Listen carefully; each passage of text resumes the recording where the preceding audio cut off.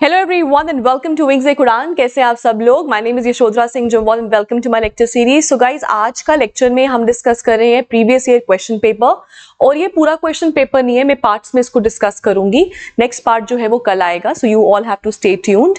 इसके अलावा ये जो क्वेश्चन पेपर है ये है आपके यूपी पीएससी फॉर 1 दरोगा विच इज योर फॉरेस्टर के साथ आप हमारे पेपर को इसको रिलेट कर सकते हैं। और इसमें मैक्सिमम क्वेश्चंस जो हम डिस्कस करेंगे they are related to forest and wildlife, right?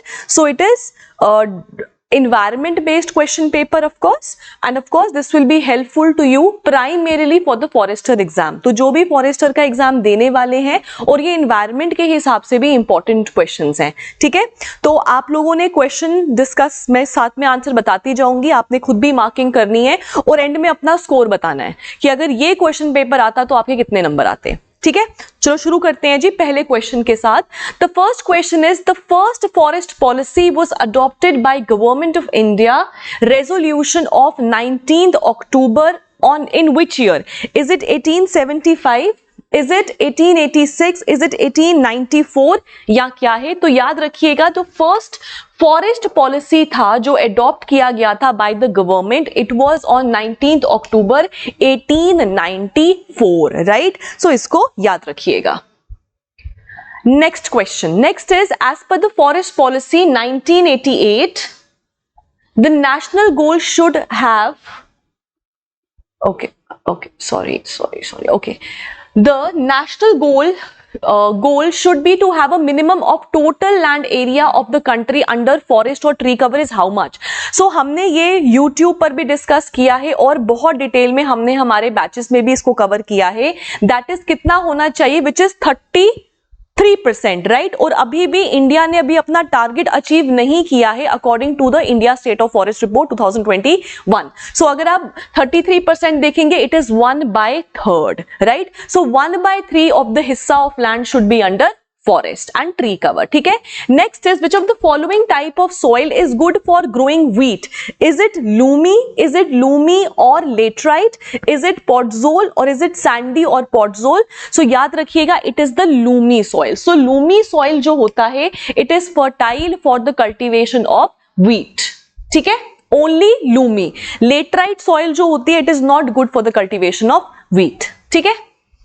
Next up, question number 4. The second National Wildlife Action Plan was adopted in which year? 1992, 2012, 2002 या 1982? तो याद रखिएगा, जो पहला national wildlife action plan था, इट वॉज इन 1983। ये पहला था। जो दूसरा था वो था 2002 से लेके 2016 तक, और जो तीसरा है it is from 2017 to 2031, right? So याद रखिएगा इसको।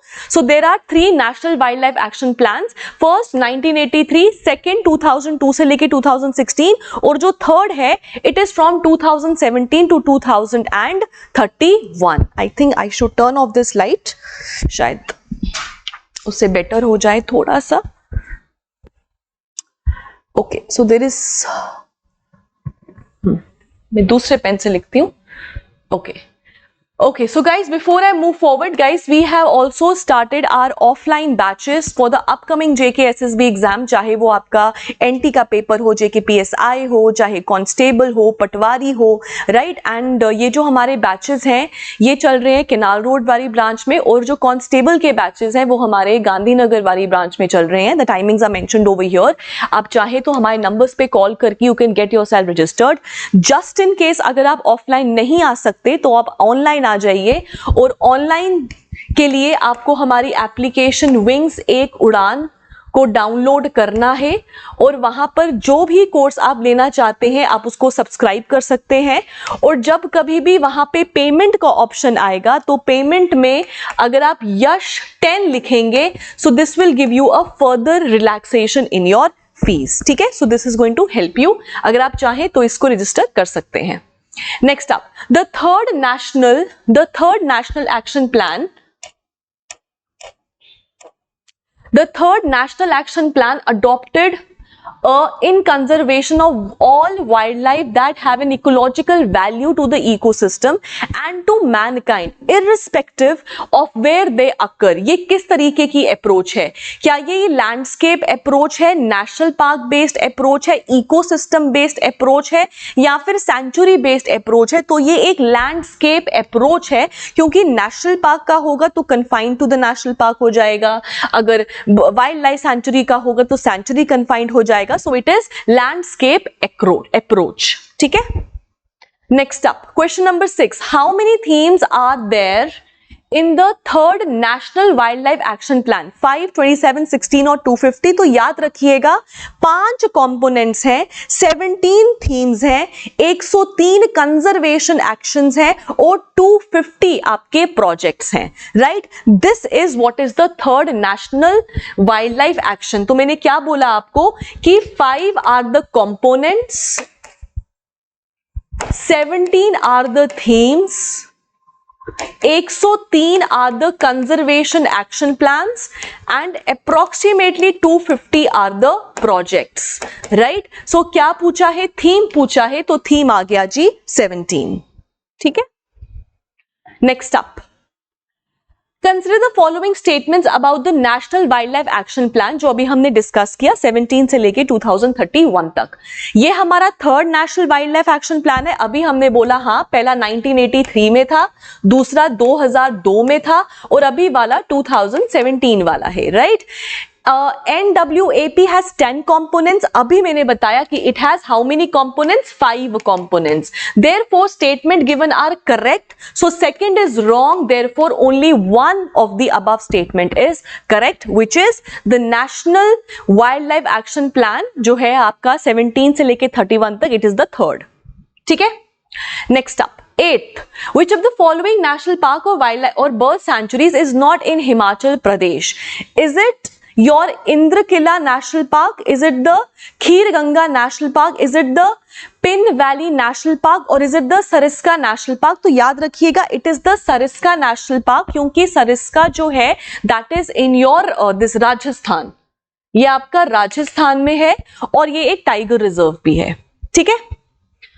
Next up, next is which of the following, और हमने ये क्वेश्चंस डिस्कस किए हैं. अगर आप यही पेपर देते तो आई डोंट थिंक कि कोई अभी तक ऐसा कोई क्वेश्चन आया है जो बिल्कुल ही आउट ऑफ द बॉक्स होगा.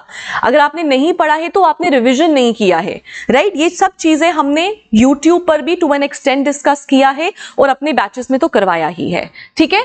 ओके. आपने बताना है ऐसा कौन सा वाइल्ड लाइफ सेंचुरी या नेशनल पार्क है which is famous for the Sangai deer. Remember the dancing deer, जिसको हम एल्स डियर भी कहते हैं. इज इट विक्रमशिला, भितरकनिका, केबुल लामजाओ और Srivilliputhur? So it is Keibul Lamjao national park. कहां पर है ये आप मुझे कमेंट सेक्शन में बताएंगे. ठीक है. और ये एक लेक भी है वहां पे, फेमस फॉर द फुम्बीज. राइट. आप मुझे कमेंट सेक्शन में बताएंगे कहां पे है ये केबुल लामजाओ नेशनल पार्क. और वहां का शांघाई डियर या फिर द डांसिंग डियर जो है ना, that is your flagship species है, वहां की ब्रांड एम्बेसडर स्पीशी. ठीक है. Next up, 10th. Okay, so guys, before I move forward, we have started our offline batch for what is happening. Okay, next up. Okay, so guys, we have started our offline batch for JKPSI, right? और अगर आप में से कोई भी interested है तो आप इसको सब्सक्राइब कर सकते हैं, और अगर आप ऑफलाइन नहीं आ सकते तो आप ऑनलाइन सब्सक्राइब कर सकते हैं. All the videos are new recorded videos. Test series भी हम लॉन्च कर चुके हैं JKPSI का. आपको सारी डिटेल्स हमारे ऐप पे मिल जाएंगी. हमारे नंबर्स पे कॉल करके आप कोई भी चीज के लिए पूछना चाहते हैं तो पूछ भी सकते हैं. ठीक है. Okay. Now, the 10th question is the Union Ministry of Environment, Forest and Climate Change has set up a task force to supervise the cheetah introduction project in the national park. कौन सा? रणथंभौर, बांदीपुर, कान्हा या कूनो? तो I think अभी तक तो हमको रट गया होगा. It is the Kuno Palpur national park. और अगर आपको पूछा जाए कि अब गवर्नमेंट सेकेंड होम कौन सा बनाना चाहती है ऑफ द चीतास, तो याद रखिएगा it is the Gandhi Sagar wild life sanctuary, जहां पर सेकेंड होम ऑफ द चीतास बनेगा. ठीक है. ओके अच्छा, कहां पे है तो हमको पता है, this is in Madhya Pradesh, ठीक है। Next up 11th is according to the Indian Forest Act 1927, which of the following not allowed in reserved forest without the permission of the government of India? अब देखो क्या होता है ना, permission of government of India. देखो reserved forest क्या होते हैं, रिजर्व्ड फॉरेस्ट होते हैं ऐसे forest where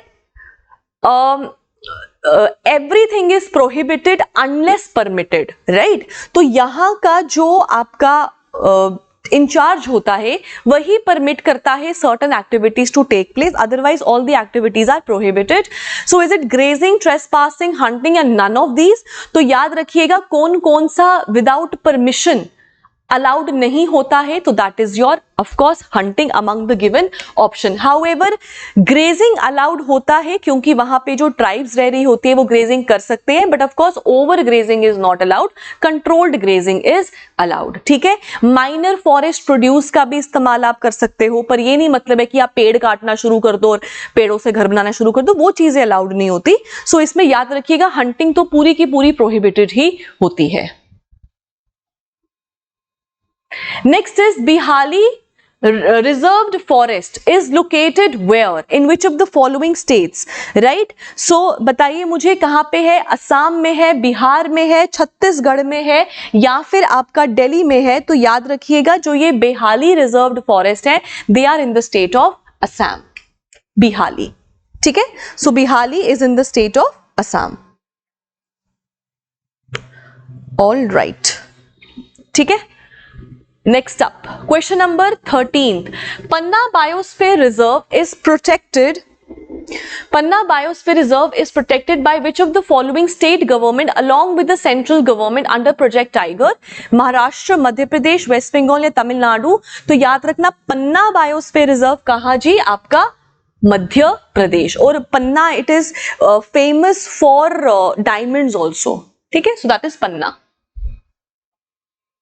Next up, as per the general principle, the width of the eco-sensitive zones could go up to, अच्छा हमको वो पूछ रहे हैं कि बताइए as per the eco-sensitive zones कितने किलोमीटर तक स्ट्रेच हो सकती है? तो याद रखना नॉर्मली 10 किलोमीटर तक होती है, बट इन रेयर सर्कमस्टांसेस ये 10 किलोमीटर से ज्यादा भी एक्सटेंड हो सकती हैं। और अभी eco sensitive zones in relation with western Ghats बहुत ज्यादा न्यूज में था, इसीलिए इसके ऊपर क्वेश्चन आ सकता है। एक और चीज याद रखिएगा, इको सेंसिटिव जोन्स जो है ना वो डिफाइंड नहीं है। पहली बात तो किस एक्ट के अंडर बनती है, तो ये बनती है एनवायरनमेंट प्रोटेक्शन एक्ट 1986 के अंडर। हाउएवर इस एक्ट में ये डिफाइंड नहीं है। डिफाइंड मतलब eco sensitive zone word is not given, एक डेफिनेशन दिया हुआ है फॉर द प्रोटेक्शन जिसको हम इकोलॉजिकली सेंसिटिव एरिया कहते हैं, which is the eco sensitive zone. So कितना होना चाहिए जी, 10 किलोमीटर का, ठीक है। और 1 किलोमीटर तक तो माइनिंग एक्टिविटी हो ही नहीं सकती, ठीक है। Next up, next is eco sensitive zones around Kanger valley national park is located in which state? Is it Assam, is it Arunachal Pradesh, is it Chhattisgarh और कर्नाटका? तो याद रखिएगा जो ये आपका एरिया है दैट इज योर छत्तीसगढ़, ठीक है। So this is, I think there is some issue.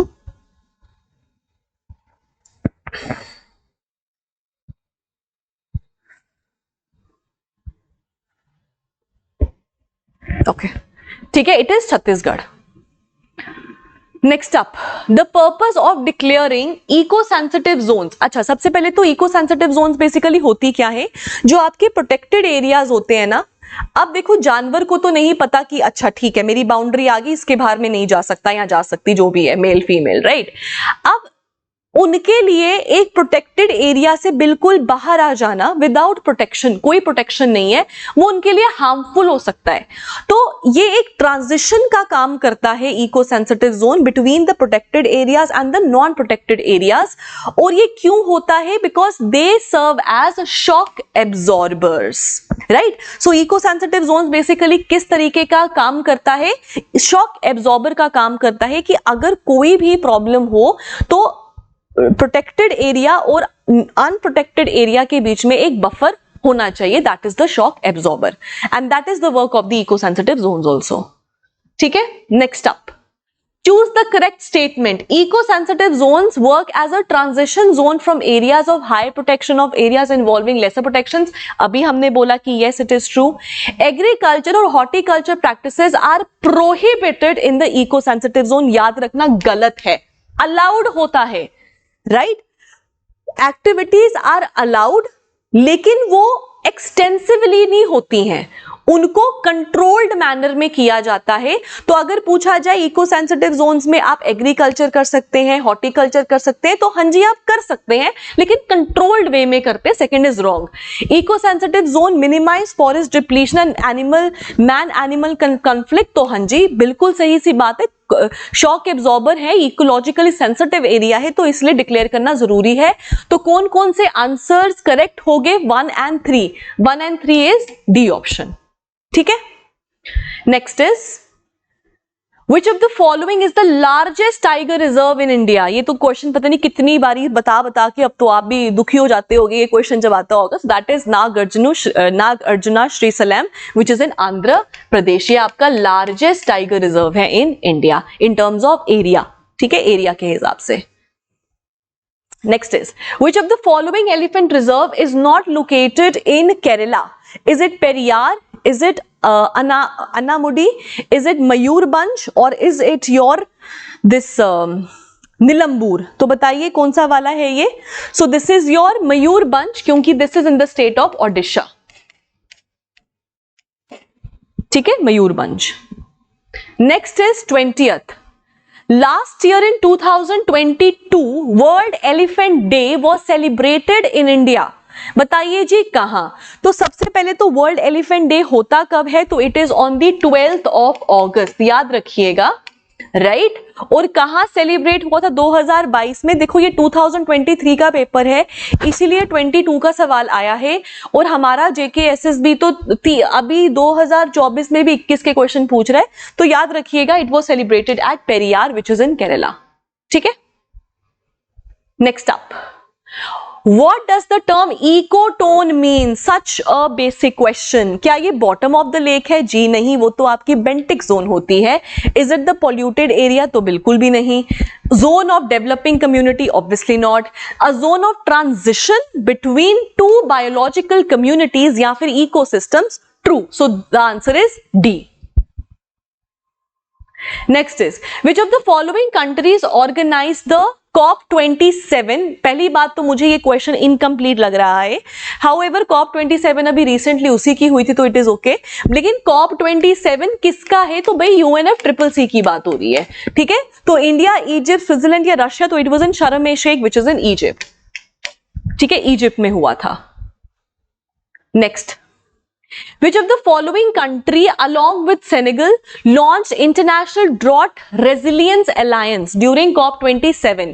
Italy, Germany, Spain या स्वीडन? तो याद रखना सेनेगल के साथ लॉन्च किया था स्पेन ने। ठीक है, तो आपका स्पेन एंड सेनेगल दोनों ने लॉन्च किया है the international drought resilience alliance.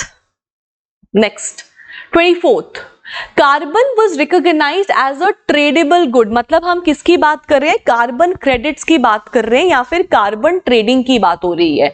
ठीक है, बताना है आपको कि कहां पे was it meal, is it Romeo, is it Kyoto और इज इट नेटूरा? सो याद रखिएगा it is the Kyoto protocol. उसी में ही कार्बन ट्रेडिंग की बात होती है या फिर कार्बन ट्रेडिंग मार्केट्स की बात हुई है which is Kyoto. Again a very simple question, बहुत डिटेल में डिस्कस किया है हमने हमारे कोर्सेज में। ठीक है, next up, the general parameters of a voluntary trading system of carbon credit was tabled in Lok Sabha in 2022. In which of the following acts? The Electricity Act, the Energy Conservation Act, the National Renewable Energy Act या फिर Forest Conservation Act? तो याद रखिएगा it is the Energy Conservation Act. ठीक है, सो उसी में ही आपका जो है वॉलंटरी ट्रेडिंग सिस्टम क्रेडिट्स के बारे में बात हुआ है।